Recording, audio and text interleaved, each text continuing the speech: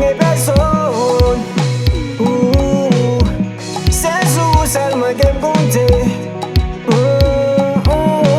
Se pou sa mlage tout nan mwen ba ou. Men mwen bon Dieu, men mwen papa. Men mwen bon Dieu, men mwen papa. Yo rele mwen te tet mare. Yo men di ke mbap jomanye. Mon Dieu la ri mlap gade, lap ka pase.